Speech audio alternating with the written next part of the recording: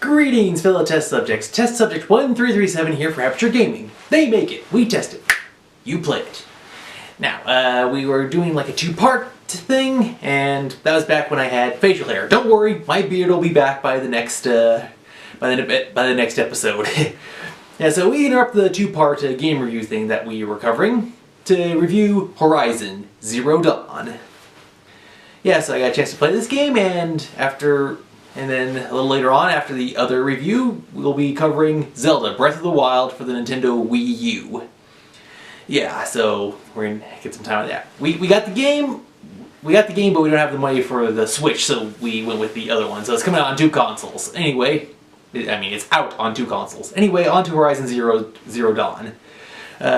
In this game, you play the character Aloy, a young woman who is an outcast.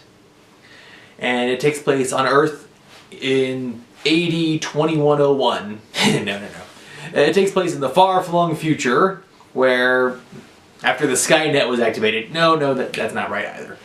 I'm sorry, but this game, it just has so many elements that reminds me of so many other things. Like, alright, the game takes place in the future, but instead of like a nuclear fallout, which it does have some elements of that, it looks like Earth pretty much wiped itself out with the War of the Machines. And some of the machines, I gotta admit, it's like if Jurassic Park and Terminator was a hybrid together. Yeah, so the machines roam the Earth, and they have like animal attributes. Like some are like giant lizards, some are like the bovines or bears, and I think I saw a giant chicken, robot chicken in there. Okay. Yeah, so the game is really good. I had a lot of fun playing it. It's great. You run around, you gather resources is a very key component of this game. You go around, you have to gather stuff to collect for your bow and arrow. You have two kinds of attacks. Well, actually you have a lot of kinds of attacks. You have melee attack, you have long range with your bow and arrow. You can set up traps of all kinds, you can throw bombs, you can have tripwires. There's many interesting ways to hunt the robots. And don't think, oh, it's just robots. Trust me. In the far-flung future, even with robots trying to threaten humanity, there are still factions of humanity that are very unruly and unpleasant to deal with. So yeah, once again, it's a battle of good versus evil. And as Aloy, it's your job you're at the focal point. You're in the eye of the storm a bit. Let's see, now many months ago, before this game came out, I saw an article that said, does this game take place in Colorado? I'll post a link to it in the description below.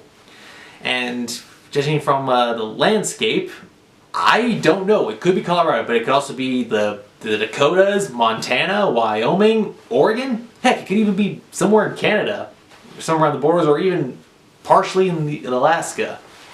Really great environment, but you'll see that while there is lots of nature in abundance, you'll find ruins. Like you'll see where plants have overgrown and taken back over parts of cities and iron beams and crosswalks. And you'll even find, like in the bunkers, in reference to Fallout, some interesting stuff. I think the writing is really good. I like the visuals, especially with the robots. Really great job, and interesting way on how all the ways you can deal with them. And as you craft stuff, you level up and you gain experience points. You can like either learn how to shoot while walking on tight ropes, or be more stealthy, or gather up more materials when you take down robots and people. It is a really good game. I had a lot of fun playing it. So the question is this a rent? Is it a buy, rent, or a pass? I'd say it's definitely a buy. It's a really good game. So what's the score? It gets a 9.5 out of 10. Now what keeps it from getting a full 10? Well, when I was playing it, I noticed a few technical and visual issues. The conversations you have with other people, sometimes the syncing of the jaws is a little off. Also, once when one of the robots was looking for me, it actually passed its head through solid rock, which is kind of weird. And I like all the different ways that you can actually hide around. Like you can either hide in tall grass, or in steam, or just try to be out of their line of sight. But yeah, so there was some technical glitches and some visible glitches. But so I'm pretty sure if it gets a little tweaking, those can be resolved. It doesn't really hurt or break the game, but yeah, it's just one of those things like if you are really nitpicky, like yours truly, you kind of notice it. But still, aside from just a few small areas, it's really good. Check it out. Really interesting story. It has a really good in-universe story. Lots of stuff can be interacted with. Oh yeah, and one of the other things that keeps it getting a low score, like climbing mechanics. Like some stuff you should be able to climb up, either free-handed or not, with freehand or without aid of equipment, but there's some there. And then there's some stuff you should be able to jump onto, but you can't. So yeah, there's a few areas.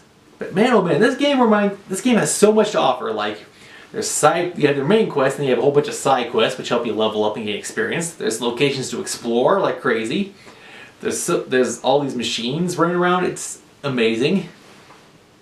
And now for like a few factors that have me associate with this game. For starters, there's one thing I'd like to reference. Final Fantasy X or 10, depending on how you pronounce it. It showed the world how the world had changed and how using an abundance of technology was seen as bad, which is kind of interesting how they hunt the machines and they use them for this, that, and the other thing. And like, here's what you can find some stuff on the machines or from the ancient past which you can use to trade for metal currency. Yeah, it's like a triangle, metal shards, and the funniest thing is, the thing I found funny was, one of the things that you can find from the past is a floppy disk, and it's worth the equivalent of 70 shards, so floppy disks are valuable now, back in style. Yeah, so there's Final Fantasy X. The next factor is Naruto. The fact that Aloy is an outcast at birth, for something that is apparently not her fault or something she's done. And so for her whole life until like some point in the game, she is shunned and rejected by society. Which is... yeah, so even in the future, humanity finds ways to act inhumane towards each other still. And then one factor that I kind of noticed before... mostly I was fighting with the robots, but when I didn't notice this up until like the first human conflict. But I gotta admit, I found it was like... I was reminded a little bit of Samurai Jack. Which, if I get this posted in time, Samurai Jack will be entering its 5th season next week, so yay! Humans versus, pretty much, when I was first fighting it was like against nothing but robots, but then when I got to humans I was like, okay, the Jack comparison is kind of lost, but seriously. You have all these robots that act like animals, it's pretty cool. Yeah, so... there's a whole bunch of other stuff I could draw a comparison to from other games, but I think that'd take way too long to list all those. But yeah, it is a really good game. I enjoyed playing it, great visuals, great music, and really interesting story. And let's see, and then there's collectibles aside from materials you find on machines and whatnot. You can collect stuff to sell, get yourself more experience points, stuff that is like for bonus missions, side quests, and stuff that's a little interesting, like little info logs from the past. It's really interesting. You see, it's like, I guess maybe Assassin's Creed 3, the Connor aspect of hunting in the wilds and the forest, only you have a slight edge with some technology you have against giant robot machines, so... oh, and I guess some aspects of Shadow of the Colossus would be involved. Yeah, see, I'm listing too many things. Like I said, the game is good, 9.5 out of 10. Buy it if you can, it's really good. Well, that's all the time we have for this episode. Sorry for rambling on so long about that. This has been Test Subject 1337 saying thank you for watching, and as always, game on!